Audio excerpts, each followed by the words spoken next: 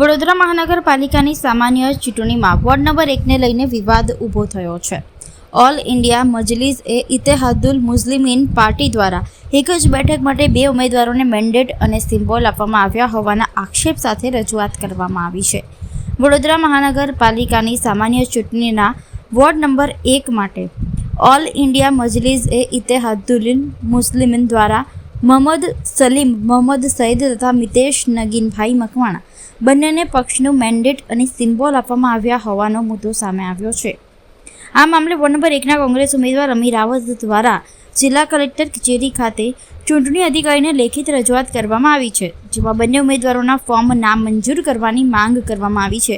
રજૂઆતમાં જણાવાયું છે કે આ મામલો ગુજરાત સ્થાનિક સ્વરાજની સંસ્થાઓની ચૂંટણી માટે ચૂંટણી પ્રતીકો અનામત રાખવા તથા ફાળવણી કરવા બાબત અંગેનો આદેશ 2012ની પેટા કલમ 9નો ભંગ કરે છે.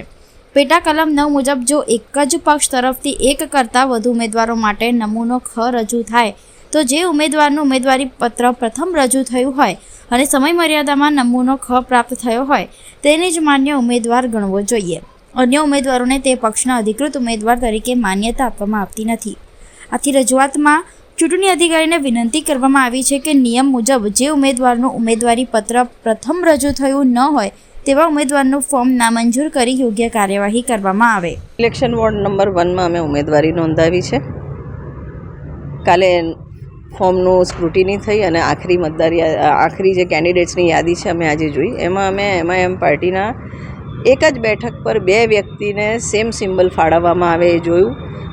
RP એક્ટના નિયમ પ્રમાણે જ્યારે આ રીતના એક જ સીટ પર 2 વ્યક્તિને મેન્ડેટ આપે તો જે પ્રથમ મેન્ડેટ આવ્યું હોય એ ફોર્મ મંજૂર થાય, એના પછીના તમામ ફોર્મ્સ હોય એ રદ થાય એ લોકોના. તો આ રીતે જે ગંભીર બેદરકારી ચૂંટણી કમિશને કરી છે એ બાબતે અમે કલેક્ટરનું ધ્યાન દોરવા આવ્યા હતા અને એ બાબતે અમે રજૂઆત કરી અને એક સીટ પર 2 વ્યક્તિ ના લડી શકે એક જ પાર્ટીમાંથી અને એક જ પાર્ટીમાંથી એક સીટ પર 2 વ્યક્તિને સિમ્બલ ના મળે એ બાબતે ધ્યાન દોર્યું છે અને જે સેકન્ડ ઉમેદવાર છે એમનું ફોર્મ રદ કરવા માટે રજૂઆત કરી છે.